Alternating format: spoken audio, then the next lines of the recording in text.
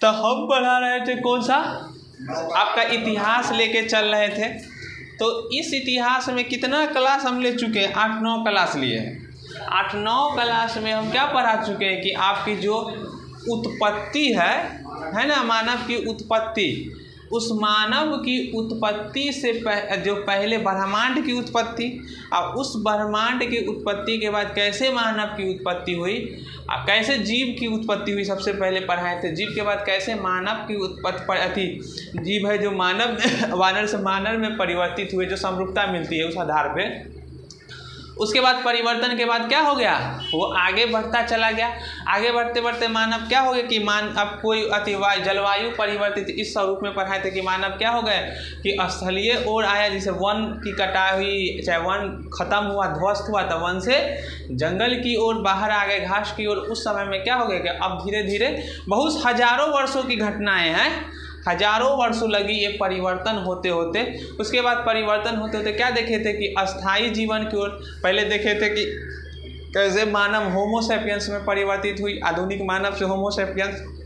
उसके बाद मानव जब परिवर्तित हुआ, उसके बाद क्या था कि उस समय में औजारें बनना चालू हुई, जिसके कारण पर पाषाण काल को बांट लिए थे, पूरा पाषाण, मध्य पाषाण, उच्च पाषाण काल।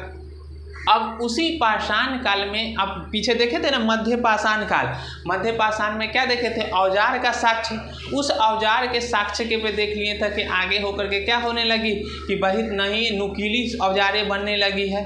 अब उस औजारों से क्या हो गया, विकसित हो गया, बनाना चालू हो गए। अब आ जाएंगे नव पाषाण काल में। अब यही मध्य के बाद नव पाषाण काल में क्या हो जाएगी, अस्थाई जीवन प्रारंभ हो जाएगा। मतलब कि घर का साक्ष्य मिला, झोपड़ियों घासों से बना हुआ। उसके बाद कृषि का साक्ष्य मिला कि क्या हो गया है कि कृषि जैसे होने लगी थी, बाजरा, ये सब, बाजरा गेहूँ ये सब की। तो अब क्या हो गया कि यहाँ से फिर पशुपालन का साक्ष्य मिला। तो यहाँ से आप चल जाता है नवपाषाण काल से कि मानव अब क्या होने लगे, अस्थाई जीवन यापन काल से हमको पढ़ना है। तो नव पाषाण, अब वहाँ तक देख लिए थे मध्य पाषाण काल तक के। अब यही मध्य पाषाण काल के आगे जैसे ही देखें कि क्या प्राप्त हुई, अब नव पाषाण काल से क्या होने लगा, अस्थाई जीवन यापन प्रारंभ हो गया। तो यहीं से टॉपिक अब लिखेगा नव पाषाण काल, लास्ट है पाषाण काल में।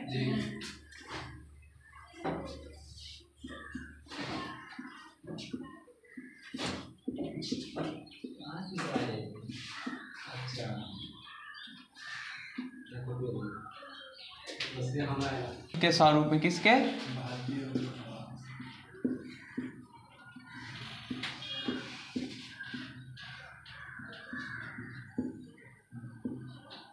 भारतीय उपमहाद्वीप में अगर देखे जाए तो ये प्राचीनतम साक्ष्य है नवपाषाणिक काल का।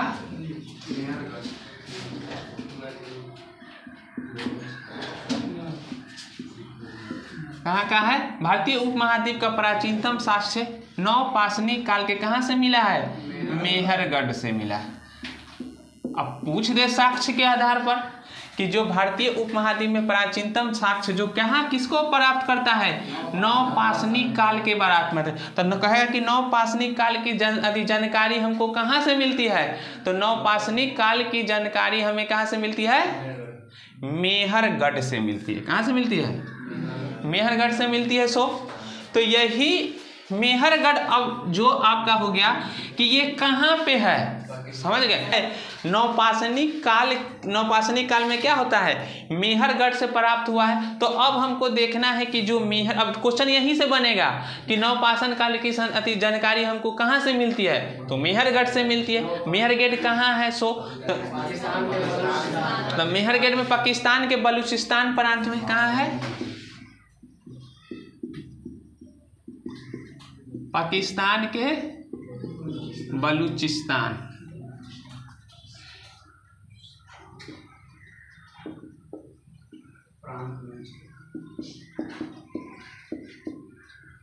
यही है मेहरगढ़ के कहाँ, पाकिस्तान के बलूचिस्तान प्रांत में स्थित है। कहाँ है, पाकिस्तान के बलूचिस्तान प्रांत में। अब कहेगा कि इसके कितनी ईस्वी में लगभग खोज हुई है, लगभग कितना वर्ष पुराना कह रहा है? तो 700 BC, मतलब 700 ईस्वी पूर्व माना जा रहा है कि 700 ईसा पूर्व पहले क्या थी? 700 ईसा पूर्व में, लगभग 700 ईसा पूर्व में क्या थी? भारतीय उपमहाद्वीप का प्राचीनतम साक्ष्य उपलब्ध नवपाषाणिक काल से मेहरगढ़ से कब मिला? पाकिस्तान के बलूचिस्तान प्रांत में लगभग कितना? 700 BC मानी जाती है। लिख लीजिएगा, 700 BC मानी जाती है। यही है आपका भारतीय उपमहाद्वीप का प्राचीनतम साक्ष्य किसका?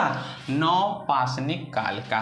समझ गए? क्लियर? पहले ही बता दिए थे कि अब जो नवपाषाण काल के उससे देखे थे ना कि धीरे धीरे पाषाणिक काल को हम तोड़ दिए थे, तोड़े थे ना 3 भाग में। तो कहे थे ना पाषाण काल में ही पूरी अब अस्थायी जीवन का प्रारंभ हो रहा है। तो देखे कैसे शुरू से, तो पूरा पाषाण, मध्य है नवपाषाण, तो अब नवपाषाण में पूरा क्या हो गया? अस्थायी जीवन क्या हो गई? प्रारंभ हो गया। सो तो वही अस्थाई जीवन में, तो अस्थाई जीवन मतलब क्या है कि अस्थाई कौन रुकेगा? जो कृषि पे निर्भर होगी, खाद्यान्न में कृषि कर रहा है। कहते हैं ना कि अस्थाई जीवन के मतलब क्या हो गया कि जो पहले कंदमल ये फल खा करके या शिकार करके जीवन यापन करते थे, कोई परिवर्तित हुई, कहा जाता है कि लगभग ग्लेशियर पिघला होगा, या तो क्या बाढ़ के कारण वन की क्या होने लगी? खत्म होती चली गई। तो वन खत्म और घास का पानी मैदानीय स्थल पर जब आया तो घास का निर्माण हो गया। तो घास स्थल पे आने के कारण क्या हो गई कि जो वन फल के जीवन खाते थे, अब वो क्या कहते ना कि आवश्यकता आविष्कार की जननी है। अगर जब तक कि हमको जो चीज की आवश्यकता ही नहीं पड़ेगी तब तक के हमको दिमाग क्या करेगा? काम नहीं करेगा। तो अब वहां पे जैसे ही उसके साथ परिस्थिति वैसा आया तो वो अपना जीवन यापन को चलाने के लिए परिवर्तित करेगा ना। तो वो ऑब्जर्व किया कि जो कृषि जो फलें होती थी, वो फल से बीज निकलता था। तो देखा कि वो फल का जो पौधे निकला है वो बीज से, उसकी पत्ती सेम है। तो उसी स्वरूप में जब उसको ऑब्जर्व करते करते क्या करने लगा, कहा कि अगर हम भी कोई कृषि जैसे कि रोपे तो वो भी फसल होगा। तो अब वहीं से कृषि रोपा और वही कृषि से क्या होने लगी? तो अब कृषि के समय लगता है, समय लगेगा ना, 6 महीना का चक्र होगा या 1 साल का चक्र होगी कृषि का। तो अब उस चक्र तक के वहाँ रुकना चालू हुआ। तो अब वहाँ पे रुकेगा तो रहने के लिए कुछ चाहिए ना। तो रहने के लिए क्या होगा कि घासों की, सबसे पहले क्या हुआ, घास जो था उस घास से छोटा मरैया की तरफ ना होता है झोपड़ी, उस घासों की झोपड़ी बनाई गई और उस घास के झोपड़ी में वो अस्थायी रहना चालू। तो अब हुआ यहाँ से अस्थायी जीवन। और जैसे ही अस्थायी जीवन हुआ तो कृषि तो लगा दिया। तो खाली समय में क्या कृषि करने के लिए, उसको करने के लिए क्या हो गया? अब क्या किसकी आवश्यकता पड़ेगी? औजारों की। तो अब औजार बनाना देखे थे कि पहले से ही प्रारंभ हो गया था। अब इसमें क्या हो गया? नवपाषाण काल में कुल्हाड़ी ये सब की, पहले छोटा छोटा औजार पढ़ाए थे ना कि एक हाथ वाले, एक तरफ से कटी हुई, दूसरा तरफ से क्या था, चौपड़ संस्कृति जो पढ़ाए थे, चौपड़ एक तरफ दोनों तरफ धारे। फिर उसके बाद आगे पढ़े होंगे तो ब्लेड संस्कृति, उसमें क्या पतली पतली धारे, फिर हड्डी का निर्माण। अब यहाँ पे कुल्हाड़ी ये सब का निर्माण होने चला, औजार भी बड़े बनने लगे। तो अब क्या हो गई? पूरा से जुड़ गया अस्थाई संस्कृति का, जुड़ा ना अस्थाई संस्कृति।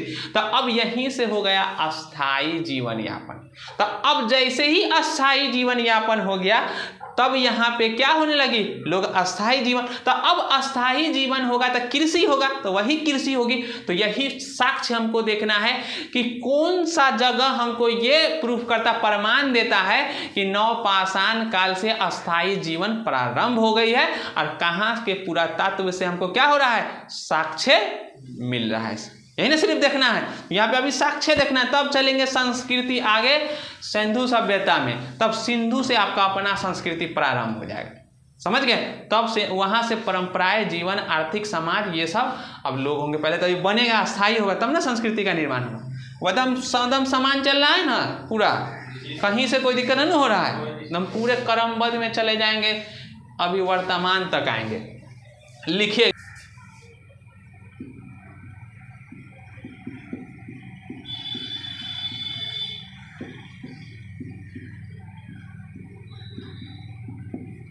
कृषि प्रारंभ। नवपाषाण काल में कृषि प्रारंभ हुआ। ये थी यहाँ पे अस्थाई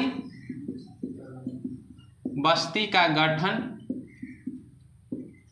अस्थाई बस्ती का गठन या ब्रैकेट में लिख लीजिएगा निर्माण, अस्थाई बस्ती का गठन या नवपाषाण काल में विभाजित किया, यही है। तो कौन आ गए? तो अब कहा कि जो नवपाषाण कालीन संस्कृति है उसको कौन सा,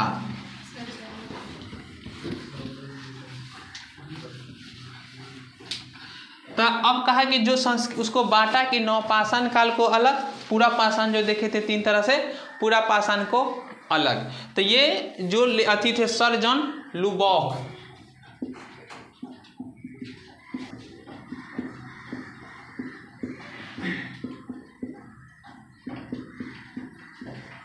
सर जॉन लुबॉक थे। इन्होंने क्या किए, पाषाण काल को जो था वो 2 तरह से पारा थे। एक क्या बांट गया, पूरा पाषाण जो हम लोग देखे थे, पूरा पाषाण में पूरा पूरा पाषाण काल, मध्य पूरा पाषाण काल, उच्च पूरा पाषाण काल। और एक को बांट दिया गया पूरा पाषाण काल में, और दूसरा को बांटे किसमें, नवपाषाण काल में। यही 2 में बांट, सर जॉन लुबॉक ने पूरा पाषाण काल को और नवपाषाण काल को दोनों को 1865 ईस्वी में क्या किए, 2 तरह से। तो अब क्या है कि जो आपको 700 BC ईसा पूर्व के लगभग माना, तो अब खोज कब हो रहा है, 1865 ईस्वी कब निर्धारित हो रहा है, 700 ईसा पूर्व। अब इस वर्णन में हुआ है पुरातात्विक। इस सब क्वेश्चन में कोई भारी नहीं होता है, जब आप इसको समझ जाए ना कि हमको डाटा समझना है, इसे क्वेश्चन बढ़ रहा है, और जिस दिन आपके अंदर जुनून आ गया कि नहीं हमको सीखना है, क्रैक करना है, तो कोई सब्जेक्ट आपको भारी नहीं लगेगा। आप किसी तरह पढ़ लीजिएगा पूरी तरह से, जब आप उसको खोजते चलिएगा ना तो अपने आप सीखते चलिएगा, समझ गए। लेकिन अंदर हो कि हमको उसको पाने की इच्छा हो, समझ गए। जैसे एक कहानी है, उसमें क्या कि एक लड़का था ना, जैसे कि जैसे हम शिक्षा कैसे यहाँ पे पढ़ा रहे हैं, उसी तरह पहले की शिक्षा व्यवस्था होती थी गुरुकुल में। तो गुरुकुल में शिक्षा व्यवस्था था, तो जो गुरुकुल में सब पढ़ रहे थे इसी तरह से, तो उसमें जो थे ना गुरु, तो जो हर एक बार समझाते थे, जैसे समझाते थे ना, तो हमेशा एक बच्चा का था वो समझ में नहीं, है ना कि किसी को ना समझ में आता रहता है, तो इसमें भी है। तो एक बच्चा को क्या होता था कि बार जैसे समझा देते थे पूरा, उसके बाद 2 बार 3 बार समझाते थे, उनको समझ में नहीं आता था, फिर से पूछते थे गुरुजी नहीं समझ में आया। तो गुरुजी एक बार क्या हो गया, गुरुजी को थोड़ा गुस्सा आ गया। तो गुरुजी क्या हो गया कि बुलाएं उसको, जो वो बच्चा जो बार बार कह रहा था कि नहीं समझ में आ रहा है, तो गुरुजी उसको बुलाएं पास में, कहा कि हाथ दिखाओ, हथेली दिखाओ। तो हाथ दिखाएं, इस तरह से दिखाए ना हाथ, तो हाथ जैसे ही पकड़े उनके हाथ को, उसको देखें लकीरों को, फिर दूसरे बच्चे को बुलाएं जो उसको जल्दी समझ में आ रहा था। तो तेज था बच्चा, उसको बुलाया, उसको भी हाथ कहा कि दिखाओ। तो वही कहा कि देखो इसके हाथों की जो लकीरें है, इसकी हाथों की लकीरें क्या है, जुड़ी हुई है ना।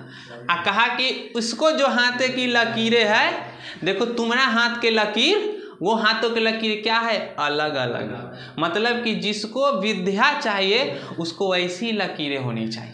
तुमको भाग्य में विद्या पाना लिखा ही नहीं है से बाबू, तो आप जाइए, जा करके क्या करिए कि आप कोई जीवन यापन या किसी कार्य को करिए, आपके भाग्य में क्या है, विद्या नहीं लिखी हुई। अब वो उस समय क्या किया, अपने पॉकेट से जो था वो चाकू को निकाला, चाकू रखता था दतमन काटने के लिए, पहले दतमन होती थी, उस दतमन को काटने के लिए चाकू रखता, चाकू निकाला और उस लकीर को काट के मिला दिया, मिलाया एकदम। उसके कहा कि देखिए गुरुजी, अब हमारे भाग्य में विद्या पाना लिखा हुआ। अब गुरुजी देखे एकदम पूरा खून गिर रहा था, गुरुजी रोने लगे उसको देख करके, और उसको गला से लगा लिए। कहा कि कोई भी तुमको अब नहीं रोक सकता है शिक्षा पाने से, विद्या पाने से, क्योंकि तुम में इतनी शक्ति है, अति सहन शक्ति, उसके बाद परिश्रम और दृढ़ निश्चय। जिसके पास ये तीनों आ जाए, दृढ़ निश्चय, सहन शक्ति और पूरा ईमानदारी से परिश्रम, वो किसी भी चीज़ को पा सकता है। जानते हैं वो कौन बालक थे, उस बालक का नाम है क्या अष्ट अध्यायी जो व्याकरण सबसे बड़ा लिखा गया है, उस अष्ट अध्यायी के लेखक पाणिनि जी, जो 2700 वर्षों के बाद भी उनका जो शब्द लिखा हुआ व्याकरण को उस वैसा कोई नहीं लिख सका आज तक। व्याकरण अष्ट अध्याय लिखे वही बालक थे जिनको समझ में ना आ रहा। समझ गए? तो आपको नहीं घबराना है कि समझ में आ नहीं, सिर्फ आपको क्या होना चाहिए, ईमानदारी होनी चाहिए, दृढ़ निश्चय, परिश्रम। अगर आप लगातार ईमानदारी से चीज़ को बार बार कर रहे हैं, आप इसमें बहुत आगे। समझ गए? साक्ष्य है। तो इसी तरह ये जो साक्ष्य प्रमाणित तो लगता है अभी नया पढ़े तब ना, उसको पढ़िएगा, पूरा देखिएगा कौन एरिया है, मैप यूज करेंगे, अपने आप पूरा साक्ष्य समझ में आने लगेगा। उसको कोड करते चलेंगे तब ना, आपको एक बार दिखे समय नहीं, हटाइए। तो कहा कि अगर जिसके पास इतनी है उसके लिए क्या है, सब चीज संभव है। समझ गए? बता है ना, इसी जीता जाता साक्ष्य। तो वही इसमें भी आराम से आपको समझते चलना है। सर जॉन लुबॉक, अब यहाँ पे अब कौन में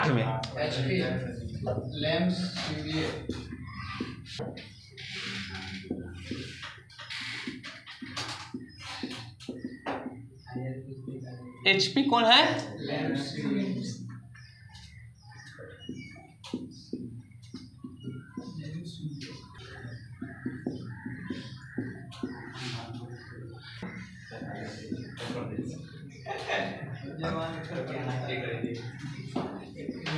यूपी के इलाहाबाद से इनको साक्ष्य मिला है ना। उत्तर प्रदेश के टॉन्स घाटी, इसका मतलब सर जगह का नाम है। उत्तर प्रदेश के इलाहाबाद से टॉस घाटी के लिंग सुगर नामक स्थान से नवपाषाणिक उपकरण यहाँ से मिला है।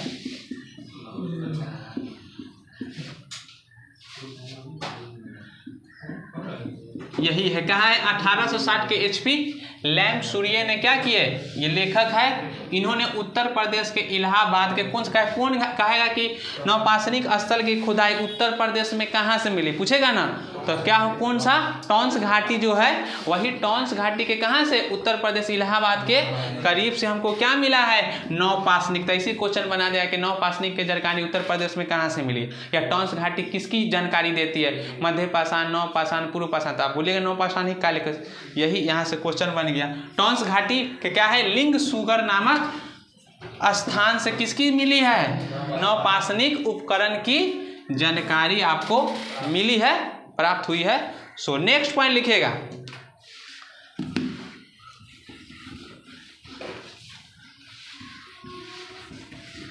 नेक्स्ट पॉइंट लिखेंगे कि कहाँ, लिख लीजिए कहाँ से,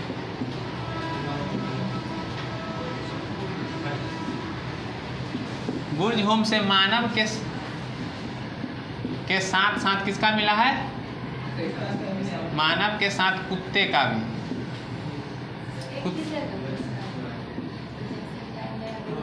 कुत्ते का सावधान,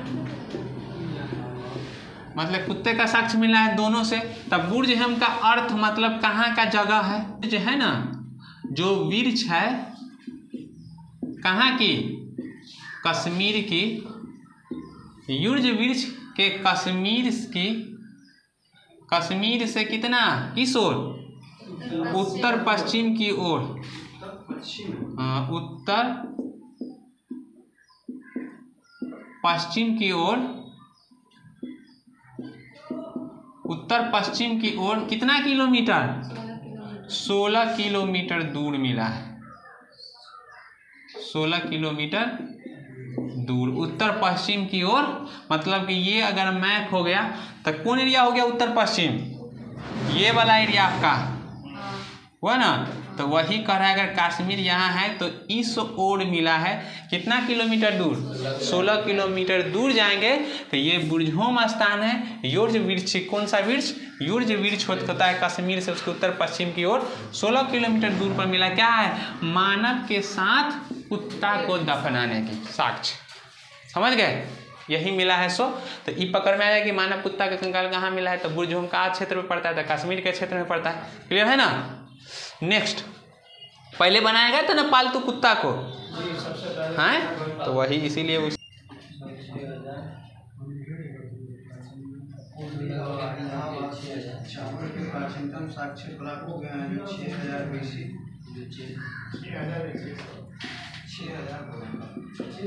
कोल्डी हवा कहाँ है? इलाहाबाद।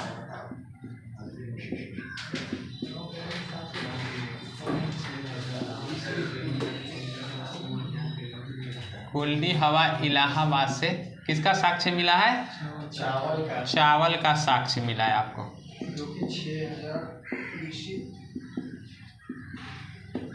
साक्ष्य मिला है जो कितना पुराना है?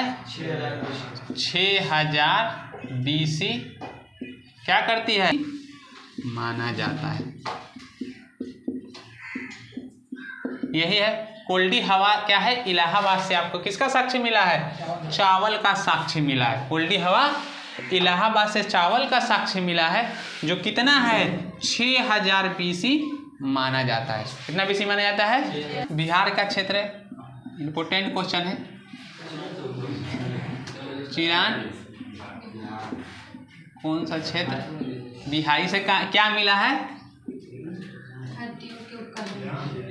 यहाँ हड्डियों के उपकरण मिले हैं, जिससे क्या पता चलता है किसकी हड्डी मिले हैं, जिससे पता चलता है कि ये मुख्यतः किसकी बनी होगी? हिरण की हड्डियों से। हिरण की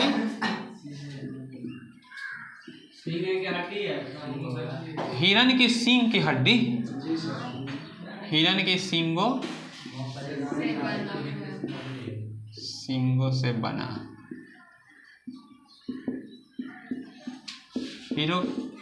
ही मुख्यतः हिरण के सींगों से बना है, नहीं बना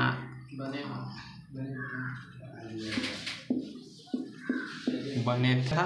खुरपी का ओरिजिनल नाम खुरपी है।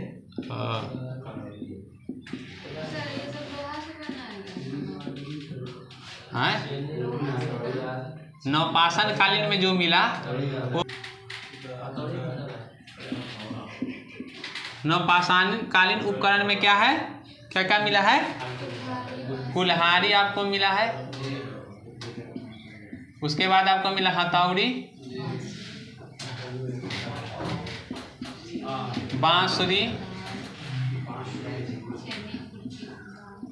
उसके बाद छेनी, उसके बाद खुरपी, बांसुरी, उसके बाद खुरपी, उसके बाद और क्या क्या मिला है? कुदाली। ये हो गया कुल्हाड़ी, हथौड़ी, बांसुरी, छेनी, खुरपी, कुदाल। ये सब कहाँ की संस्कृति दे देगा ऑप्शन में? नवपाषाण कालीन उपकरण है। इस नवपाषाण उपकरण में क्या क्या मिला है साक्ष्य? कुल्हाड़ी मिला, हथौड़ा, बांसुरी, छेनी, खुरपी, कुदाल। ये सब अस्थायी जीवन के लिए जरूरी था ना। ये कुल्हाड़ी जरूरी होगा, वस्तुएं बनाने काटने, घर बन रहा है तो हथौड़ी की आवश्यकता होगी ठोकने के लिए। उसके बाद बांसुरी की होगी उसके छेदने के लिए। उसके बाद छेनी होगा, कोई वस्तुएं छोटा छोटा औजार बना रहे हैं तो उसके लिए। उसके बाद खुरपी होगी कृषि के लिए, और कुदाल होगा कृषि के लिए, होगा ना। तो ये सबसे अस्थायी जीवन प्रारंभ हुआ ना, तो यही सबसे पहले वस्तुएं वहाँ बनना प्रारंभ हुआ। आप सोचे कहिए कहाँ से चालू हुआ? पूरा जैसे अस्थायी जीवन के लिए ये सब आवश्यकता थी, इसीलिए सबका देखिए इसी वस्तु भी है निर्माण हुआ। नेक्स्ट उस समय थोड़ी ना कार बना लेता, पहले जीवन यापन की कार, जीवन यापन का अस्थायी चलने के लिए। उसके बाद अब इसी जीवन में भी यही है कि आपको सबसे पहले क्या होनी चाहिए? हमको जीवन चलाने के लिए आय की आवश्यकता थी। उसके बाद आपको फैसिलिटी चाहिए, मतलब पहले कि हम अपनी इतनी आजीविका पुरा ले जिससे जीवन यापन चला सके। अब जीवन यापन चलना हो गया, तब उसके बाद आपकी आगे की ना, तब आपको क्या चाहिए? फैसिलिटी जो सब है वो लग्जरियस जिंदगी ना। कारें लग्जरियस, तू डायरेक्ट एरोप्लेन ना किन सकता है, कार किने या एयरपोर्ट किन लेना, लग्जरियस में तो एयरपोर्ट है, उसके बाद विमान किनना है, चांद पर जाना तू तो कार किनेगा, उसके लिए खाली खरीद लेना, लेके भाग जाना पैसा सब। कौन थे? विजय माल्या, उसका था ना अपना, हैं? बाद में सरकार सिंह के पैसा लिए हुआ था, खूब ऐश किया, भाग गया पैसा लेके, हैं? तो भी वैसी लेना ना। पहिया का आविष्कार यहाँ से चालू हो गया, तो पहिया का आविष्कार। फिल्म देखिएगा तो उसमें ना फंटूस फिल्म देखे हैं, बहुत कॉमेडी है।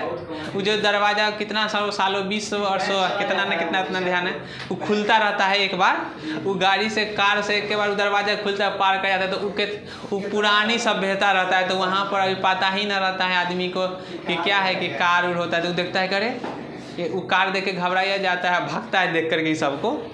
तो वैसा ही सभ्यता उस समय में था, अब करते करते यहाँ तक के चला आया है। सो पहिया का आविष्कार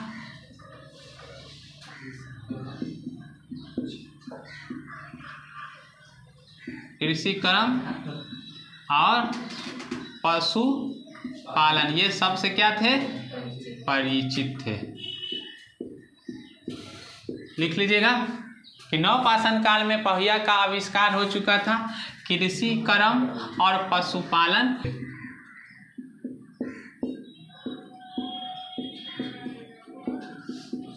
कौन सा क्षेत्र? विंध्य क्षेत्र। कहाँ का क्षेत्र मुख्य रूप से है? बेलन घाटी का क्षेत्र है। पिछले बार सब हम न पढ़ाए थे, विंध्य क्षेत्र बेलन घाटी। विंध्य क्षेत्र में बेलन घाटी से क्या क्या मिला है? क्वेश्चन तन का बनाने लगा है ना टफ, तो फिर अब विंध्य क्षेत्र बेलन घाटी के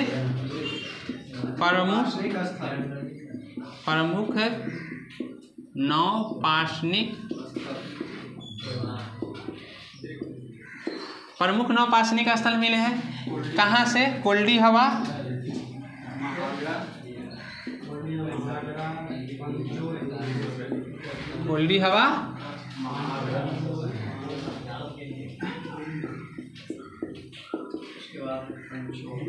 जो महागरा पंचो है वो क्या है?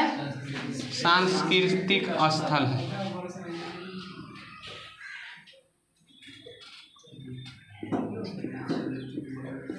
सांस्कृतिक आपका स्थल है। सो यही है, यही आ गया कि आपका क्या है? विंध्य क्षेत्र बेलन घाटी से प्रमुख नवपाषाणिक स्थल मिला है। ये कोल्डी हवा, महागरा पंचो,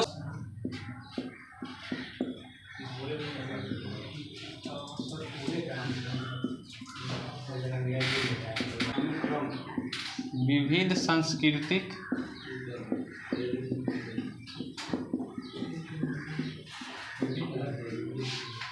अनुक्रम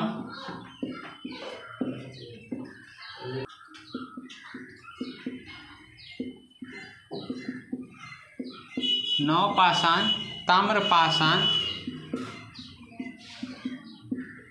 ताम्रपाषाण और लौह युग, इसकी जानकारी मिलती है। किसकी जानकारी मिलती है? सो आपका नवपाषाण, ताम्रपाषाण। तो कोल्डी हवा से क्या क्या मिलता है? नवपाषाण की जानकारी, ताम्रपाषाण की जानकारी और लौह युग। तो ऑप्शन अगर दे दे कि नवपाषाण, ताम्रपाषाण, लौह युग, इस सब की जानकारी हमको कहाँ से मिल जाती है? कोल्डी हवा। कोल्डी हवा है कहाँ का क्षेत्र?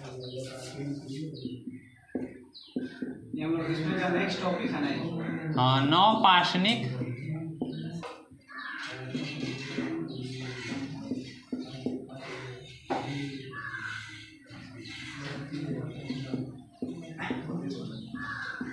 बस्तियों का वितरण।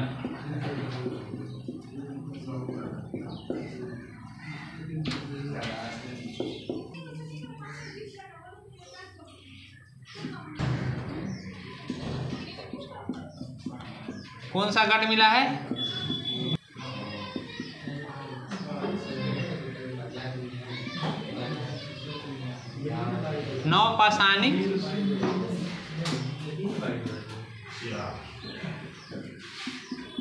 नवपाषाणिक संस्कृति की सबसे पुरानी बस्ती। सबसे पुरानी बस्ती है। सो यहाँ से इसका आपका काल 700 BC माना गया है। सो मानी गई है। उसके बाद यहाँ के लोग गेहूं और जौ और कुछ गेहूं जौ उपजाते थे और गाय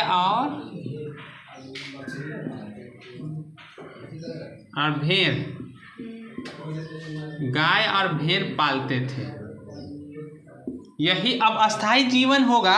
तो अब ये सब चालू हो जाएगी ना कृषि के साथ, कृषि पशुपालन। तो वही कह दिया कि नवपाषाणिक बस्तियों का अगर वितरण करें तो मेहरगढ़ से हमको क्या प्राप्त हुआ है कि नवपाषाणिक संस्कृति का सबसे पुरानी बस्ती है, जिसका काल कितना माना गया 700 BC ईस्वी पूर्व मानी गई है लगभग। यहाँ के लोग गेहूं और जौ, कहा गया मेहरगढ़ से क्या मिला है, गेहूं और जौ उपजाते थे और पशुपालन में कौन थे, गाय और पाला करते थे।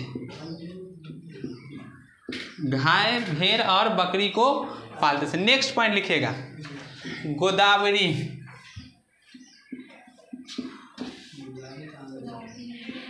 हाँ,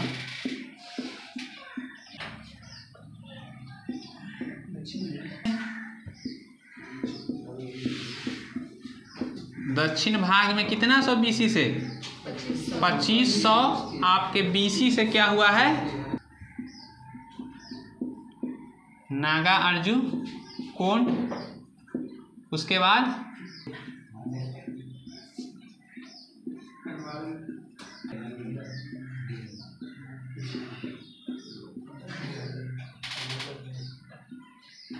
मास्की, यही आदि ये सब मिला।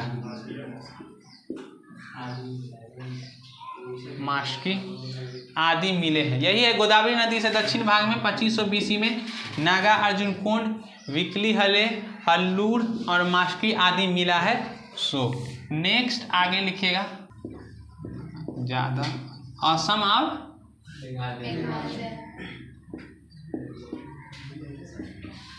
असम और मेघालय के कौन जाति, और मेघालय के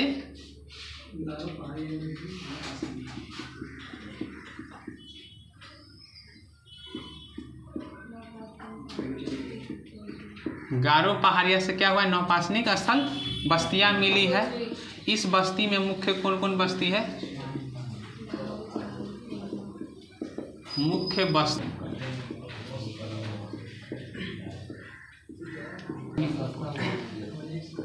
आ गया है तो बता दें, कुछ देखें असम। अब यही आगे के नवपाषाणिक बस्ती में मुख्य रूप से देखें कौन है, मेहरगढ़ सबसे ज़्यादा इम्पोर्टेंट है कि नवपाषाण संस्कृति की सबसे पुरानी बस्ती, जिसमें क्या हो गया है, जिसका काल 700 BC मानी गई है। यहाँ के लोग गेहूं जौ, ये क्वेश्चन यहीं से क्वेश्चन बनता है, ये एकदम भी है। यह गेहूं जौ और गाय भेड़ बकरी क्या हुआ है, इसका साक्ष्य प्राप्त हुआ है। गोदावरी नदी के दक्षिण भाग जिसका 2500 BC नागा अर्जुन कोंड, बिकली हेले, हल्लूर और मौस्की से मिला है। असम मेघालय में गारो पहाड़िया के मुख्य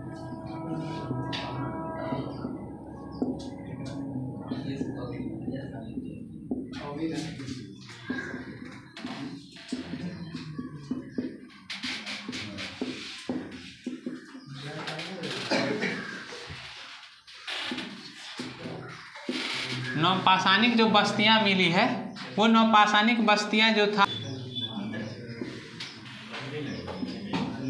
रहने के लिए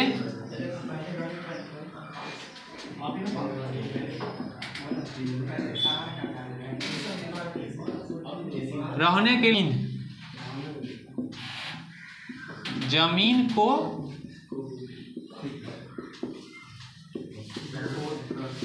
जमीन के प्रक्रिया जमीन खोदकर घर बनाने के प्रमाण मिले हैं।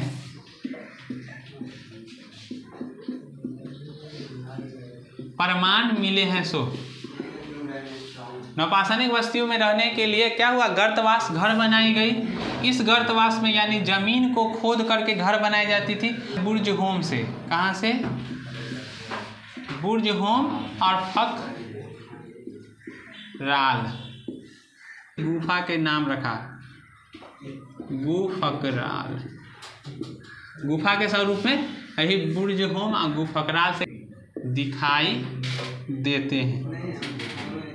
क्या देते हैं?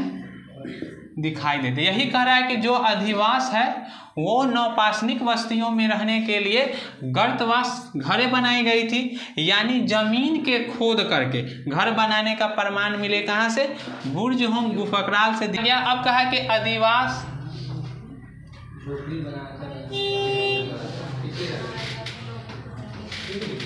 क्या कहती? तो गंगा के मध्य क्षेत्र, यही ना, तो कहा मध्य गंगा घाटी से भी आपका प्रमाण मिला है।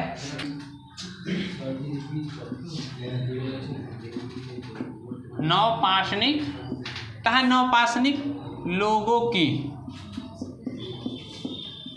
की किसका घर था?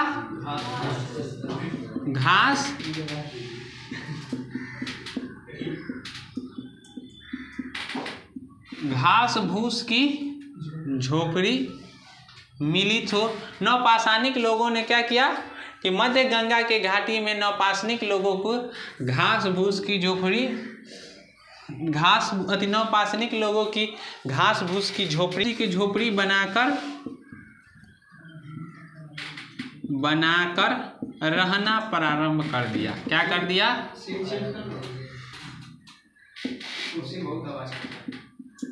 प्रारंभ कर दिया। क्या हो गया? प्रारंभ गति उसकी नौकरी मध्य गंगा का जो मिला, इसका साक्ष्य लिख लीजिएगा। साक्ष्य कहाँ से मिला है वो स्तंभ गर्त के रूप में मिला है।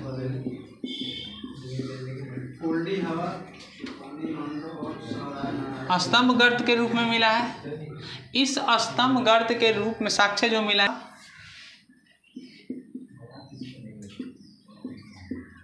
कोल्डी हवा, उसके बाद छुपानी मांडो,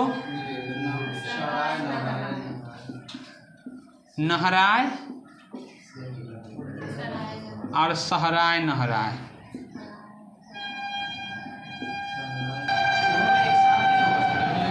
नहराय से मिला है, सहराय से मिला है। यही है क्या है कि जो मध्य गंगा घाटी के नौपाषाणिक लोगों की घास भूस की जो झोपड़ी क्या है बनाकर रहना प्रारंभ कर दिया, जिसका साक्ष्य कहाँ से मिला? स्तंभ गर्त के रूप में मिला। किसके रूप में मिला? स्तंभ गर्त के रूप में मिला है।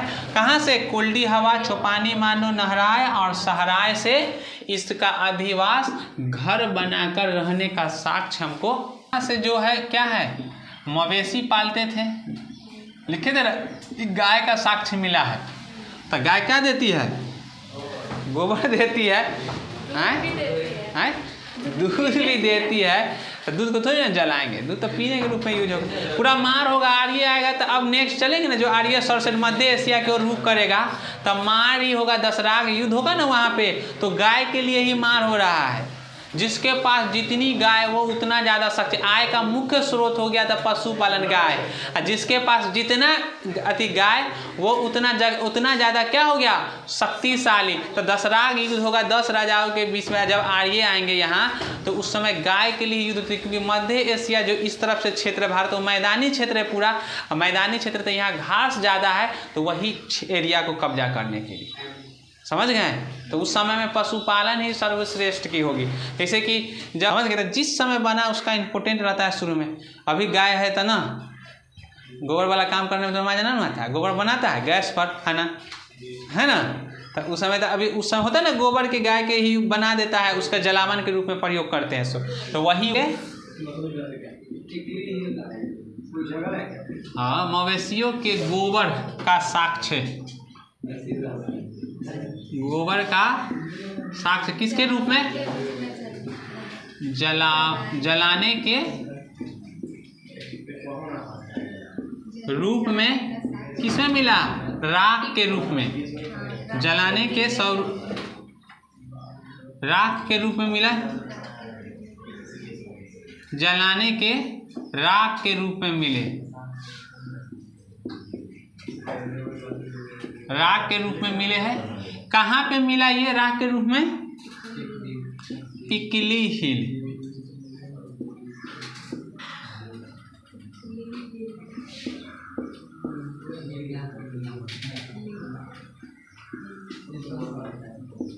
पिकली हिल में मिला है, सो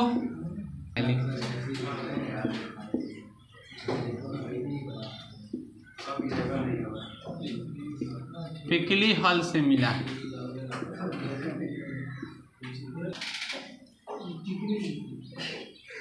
मिले हैं, लिख लीजिएगा। कहाँ है? मवेशियों के गोबर का साक्ष्य जलाने का राख के रूप में कहाँ मिला है? पिकली हल से, मेहरगढ़ से लिखेगा, मेहरगढ़ से आपको कच्ची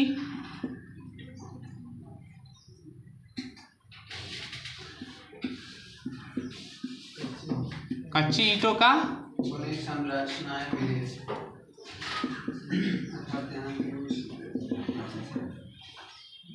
बनी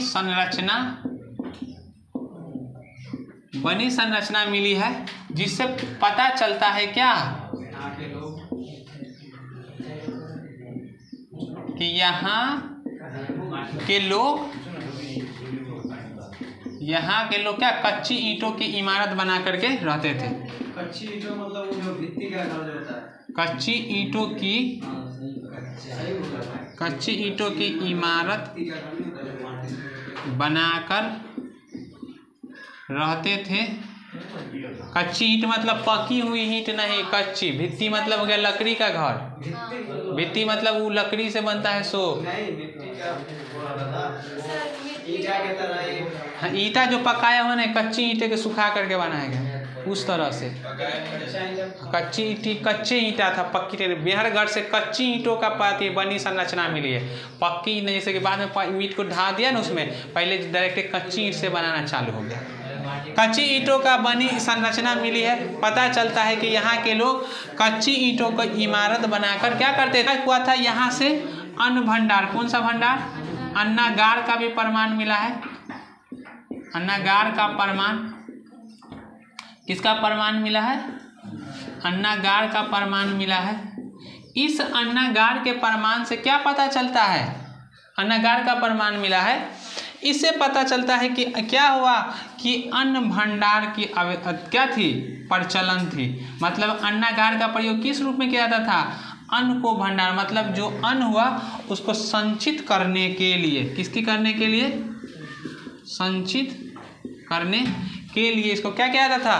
प्रयोग किया जाता था। मेहरगढ़ से जो मिला कच्ची ईंटों का बनी संरचना मिली है, इससे पता चलता है कि यहाँ के लोग कच्ची ईंटों का इमारत बनाकर रहते थे।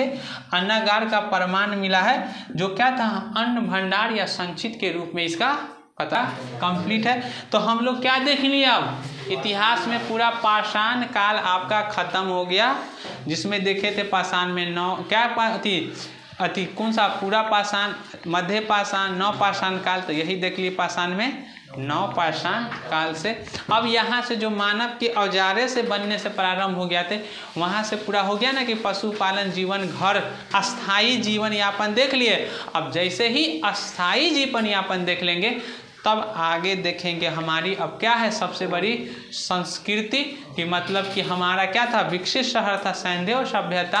अब उस सिंधु घाटी सभ्यता की क्या कौन चला था? प्रागैतिहासिक काल। अब चलेगा कौन? आदि ऐतिहासिक। उसके बाद चलेगा ऐतिहासिक काल।